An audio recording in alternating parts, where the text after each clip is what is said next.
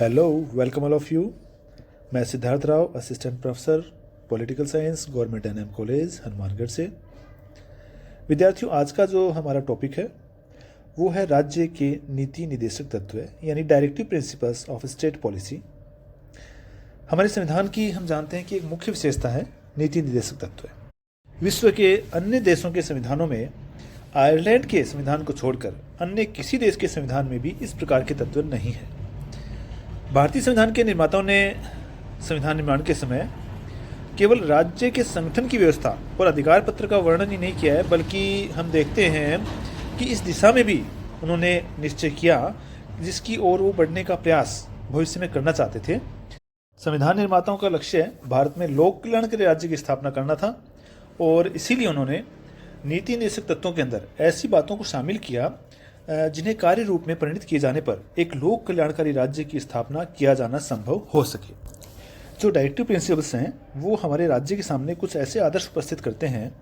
जिनके द्वारा देश के नागरिकों का सामाजिक, आर्थिक और नैतिक उत्थान संभव हो सकता है।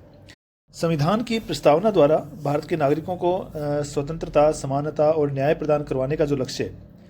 है, इन आदेशों को क्रियान्वित किए जाने पर ही हम उसको पूर्ण कर सकते हैं। ये जो निदेशक तत्व हैं एक प्रकार से राज्य के लिए नैतिकता के एक सूत्र हैं और इससे देश में स्वस्थ और वास्तविक जो डेमोक्रेसी है उसकी स्थापना की दिशा में जो है प्रयास संभव हो सकता है। इन तत्वों की प्रकृति के संबंध में संविधान की जो 37वीं धारा है उसमें स्पष्टतः कहा गया है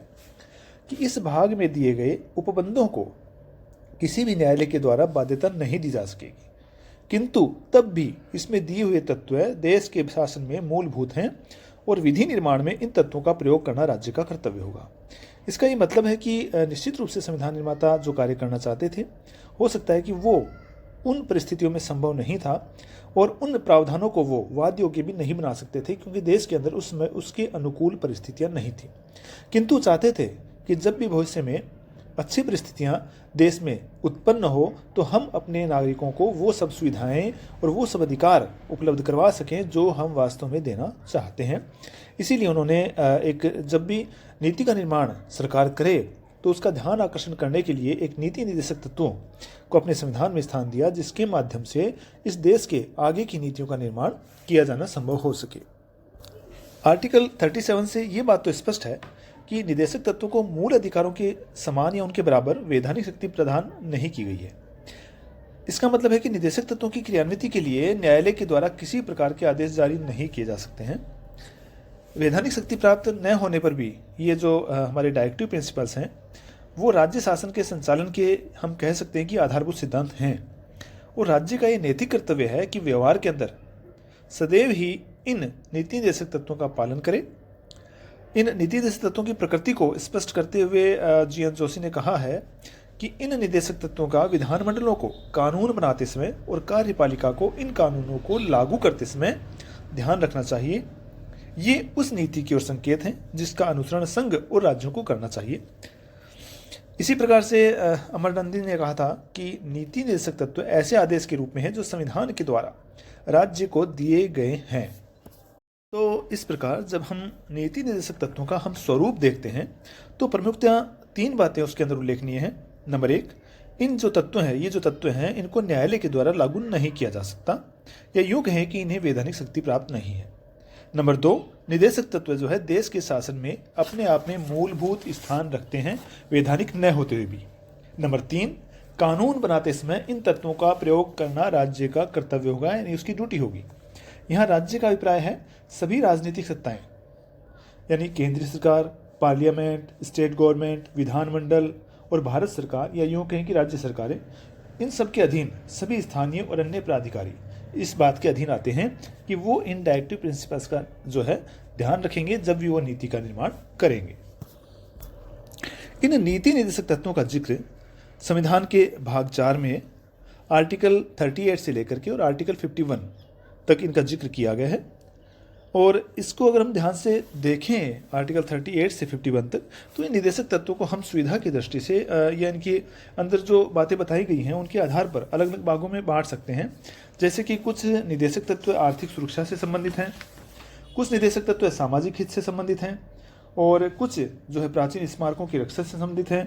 तो अन्य निदेशक तत्व न्याय, शिक्षा या प्रजातंत्र से संबंधित हैं और कुछ अंत के जो निदेशक तत्व हैं वो अंतर्राष्ट्रीय शांति और सुरक्षा से जुड़े हुए हैं। तो आइए हम इस पर थोड़ा सा विचार करते हैं। जैसे कि आर्थिक सुरक्षा से जुड़े हुए निदेशक तत्वों के अंदर कुछ बातों का उल्लेख है। जैसे कि सबसे पहले कहा गया है कि राज्य प्रत्येक स्त्री और पुरुष को समान रूप से जीविका के साधन अवसर कराने का प्रयत्न करेगा।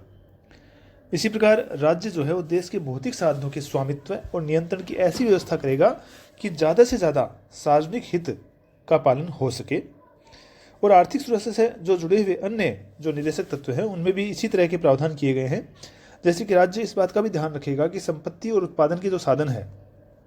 इस प्रकार से उनका केंद्रीकरण ना हो कि सार्वजनिक हित को किसी प्रकार से हानि पहुंचे।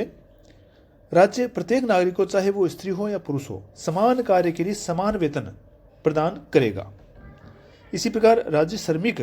पुरुषों और श्रमिक स्त्रियों के स्वास्थ्य और शक्ति और बालक जो हैं यानी बच्चे हैं उनकी सुकुमार अवस्था का दुरुपयोग नहीं होने देगा। इसी प्रकार मूल संविधान में भी कहा गया कि राज्य बच्चों और युवकों के शोषण से तथा भौतिक या नैतिक परित्याग से उनकी रक्षा करेगा। बाद में 42वें संवैधानिक संशोधन के द्वारा इसे जो है इस बात को इस प्रकार से संशोधित किया गया कि राज्य के द्वारा बच्चों को स्वास्थ्य के रूप में विकास के लिए अवसर और सुविधाएं प्रदान की जाएगी और उन्हें स्वतंत्रता और सम्मान की स्थिति प्राप्त होगी। बच्चों और युवकों की शोषण से तथा भौतिक या नैतिक परित्याग से रक्षा राज्य के द्वारा की जाएगी। इसी प्रकार राज्य ऐसा प्रयत्न भी करेगा कि व्यक्तियों को अपनी अनुकूल अवस्थाओं में कार्य करना पड़े और स्त्रियों को जो है प्रसूतावस्था में कार्य करने की स्थिति ना आए। साथ ही राज्य अपने आर्थिक साधनों के अनुसार और विकास की सीमाओं के भीतर यह प्रयास करेगा कि सभी नागरिक अपनी योग्यता के अनुसार रोजगार पा सकें और उसी के अनुसार वो शिक्षा पा सकें और साथ ही बेकारी, बुढ़ापा, बीमारी और अंगहीनता जैसी दिशाओं में या ऐसी स्थिति में सार्वजनिक सहायता उनको प्राप्त हो सके। इसी प्रकार राज्य का एक कर्तव्य होगा कि गाँवों के अंदर व्यक्तिगत या फिर सहकारी आधार पर कुटीर उद्योगों को प्रोत्साहन मिल सके।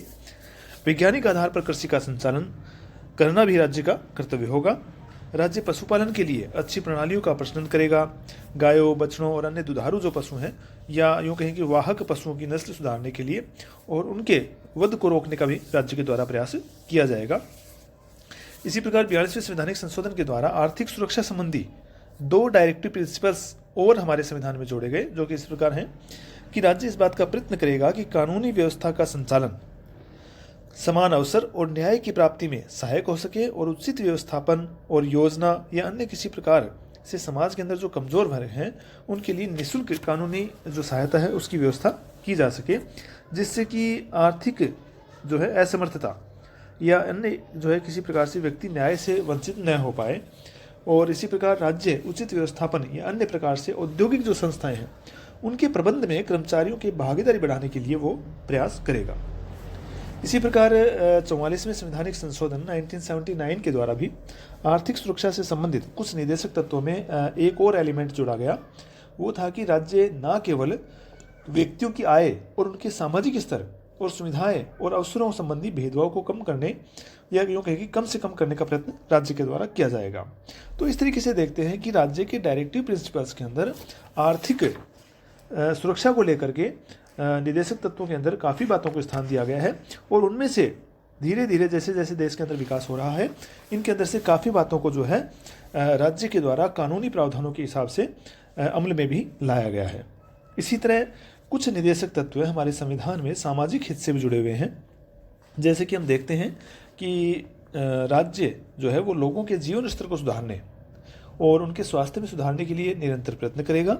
और हम देखते हैं कि इसी उद्देश्य की पूर्ति के लिए हम कहें औषधि के प्रयोग या दवाइयों के मामले में प्रयोग किए जाने के अतिरिक्त स्वास्थ्य के लिए हानिकारक जो मादक द्रव्य हैं या अन्य पदार्थों के सेवन पर सरकार के द्वारा प्रतिबंध लगाया हुआ है। राज्य जनता के दुर्बलतर अंगों के, विशेषकर हम कहें कि SC STs के और शिक्षा और अर्थ संबंधी हितों की विशेष सावधानी से उन्नति करेगा और सामाजिक अन्याय तथा सभी प्रकार के शोषण से उनकी रक्षा करेगा। तो राज्य इस प्रकार से समाज के अंदर समरसता और भेदभाव को समाप्त करने के लिए भी इस तरह के उचित प्रावधान हमारे नीति निदेशक तत्व के अंदर प्रदान किए गए हैं राज्य के द्वारा, संविधान के द्वारा। इसी प्रकार न्याय, शिक्षा और प्रजातंत्र से जुड़े हुए कुछ निदेशक तत्वों को भी संविधान में स्थान दिया गया है। जैसे कि राज्य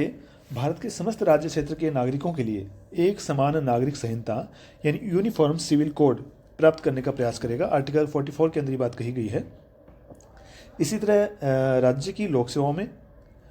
न्यायपालिका को कार्यपालिका से पृथक करने के लिए राज्य कदम उठाएगा। इसी तरह निदेशक तत्वों के अंतर्गत मूल संविधान के आर्टिकल 45 में कहा गया कि विधान लागू होने के 10 वर्ष के समय में राज्य 14 वर्ष तक के बालकों के लिए निःशुल्क और अनिवार्य शिक्षा प्रदान करने की व्यवस्था करेगा। विधान लागू होने के लगभग 50 वर्ष के समय में ही जो है इस स्थिति को प्राप्त किया गया और 86 जो कॉन्स्टिट्यूशनल अमेंडमेंट था 2002 के आधार पर इस डायरेक्टिव प्रिंसिपल्स को स्वतंत्रता के अधिकार के अंतर्गत मूल अधिकार की स्थिति प्रदान कर दी गई है और निदेशक तत्वों में इसके स्थान पर नया एक अनुच्छेद जोड़ा गया है जो इस प्रकार है कि राज्य प्रारंभिक बाल्यावस्था में देखभाल और 6 वर्ष से कम उम्र के बच्चों की शिक्षा के लिए प्रयास करेगा। साथ ही प्रजातंत्र की भावना के विकास के लिए निदेशक तत्वों में कहा गया कि राज्य ग्राम पंचायतों के संगठन की ओर कदम बढ़ाएगा और इन्हें उतने अधिकार प्रदान किए जाएंगे कि वे स्वायत्त शासन की इकाइयों के रूप में स्वतंत्र होकर कार्य कर सकें। इस तरीके से डायरेक्टिव प्रिंसिपल्स के अंदर न्याय, शिक्षा और प्रजातंत्र से संबंधित प्रावधानों के द्वारा इनकी रक्षा और उनकी उचित व्यवस्था करने का प्रयास किया गया है। साथ ही हमारे जो डायरेक्टिव प्रिंसिपल्स हैं उनमें ये हमारे जो प्राचीन स्मारक हैं उनकी रक्षा संबंधी भी कुछ प्रावधान किए गए हैं। संविधान ये कहता है कि इन तत्वों के द्वारा प्राचीन स्मारक, कलात्मक महत्व के जो स्थान है या राष्ट्रीय महत्व के जो भवन है उनकी रक्षा का जो कार्य है वो राज्य को सौंपा गया है और राज्य की ड्यूटी है कि वो प्रत्येक स्मारक हुआ, कलात्मक और ऐतिहासिक रुचि के जो स्थान हैं जिसे जो है संसद ने राष्ट्रीय महत्व का घोषित कर दिया है उनकी रक्षा का प्रयत्न राज्य के द्वारा किया जाएगा। आर्टिकल 42वें संवैधानिक संशोधन में ये बताया गया कि राज्य जो है वो देश के पर्यावरण यानी एनवायरनमेंट की रक्षा करने का और उसमें सुधार करने का भी निरंतर प्रयत्न उसके द्वारा यानी राज्य के द्वारा किया जाएगा। इसी प्रकार हमारे निदेशक तत्वों के अंदर कुछ अंतर्राष्ट्रीय शांति और सुरक्षा से संबंधित भी निदेशक तत्वों को शामिल किया गया है। हमारे देश का जो आदर्श है वो सदैव ही वसुधैव कुटुंबकम का रहा है, इसमें कोई दो राय नहीं है और हमने सदैव ही शांति और जियो और जीने दो इस सिद्धांत के आधार पर हमारे देश के द्वारा या हमारे देश की नीतियों के आधार पर हमारे द्वारा काम किया गया है। राज्य अंतर्राष्ट्रीय क्षेत्र में जो है ये कहा गया है कि कुछ आदर्शों को लेकर चलेगा जो कि हैं कि जैसे कि अंतर्राष्ट्रीय शांति और सुरक्षा में वृद्धि का प्रयास राज्य के द्वारा किया जाएगा और राष्ट्रों के बीच न्याय और सम्मानपूर्ण संबंध स्थापित करने का या स्थापित रखना हमारा जो है उद्देश्य होगा। साथ ही राष्ट्रों के आपसी व्यवहार में अंतर्राष्ट्रीय कानून और संधियों के प्रति आदर का भाव बढ़ाना ये हमारे द्वारा किया जाएगा। अंतर्राष्ट्रीय झगड़ों को मध्यस्थता के द्वारा सुलझाने के लिए प्रोत्साहित करना। तो ये कुछ हमारे निदेशक तत्वों के अंदर इन बातों को शामिल करके अंतर्राष्ट्रीय शांति और सुरक्षा के ऊपर जोर दिया गया है। निदेशक तत्वों के इस वर्णन जो हमने किया है इसके आधार पर हम ये बात तो कह सकते हैं कि इन तत्वों के आधार पर भारत में वास्तविक जो प्रजातंत्र है यानी रियल डेमोक्रेसी की स्थापना अगर ये हम इस पर खरे उतरते हैं तो निश्चित रूप से हो सकेगी और हमारे देश का एक ऐसा लोक कल्याणकारी राज्य बन पाएगा, एक अच्छा वेलफेयर स्टेट बन पाएगा जिसमें कि प्रत्येक व्यक्ति को स्वतंत्रता, समानता और सोशल जस्टिस प्राप्त हो सकेगा अगर हम इन डायरेक्टिव प्रिंसिपल्स के आधार पर अपनी नीतियों का निर्माण करते हैं। और संविधान निर्माताओं ने इसी उद्देश्य से इन डायरेक्टिव प्रिंसिपल्स को हमारे संविधान में स्थान दिया था कि आने वाली पीढ़ियां, आने वाली सरकारें, आने वाली शासन व्यवस्थाएं इस बात को ध्यान में रखते हुए नीतियों का निर्माण करें और धीरे धीरे जैसे जैसे देश की स्थितियां अनुकूल हों हम इन निदेशक तत्वों को अपने अधिकारों के अंदर स्थान दें और वास्तविक व्यक्ति तक उसकी पहुंच स्थापित कर सकें।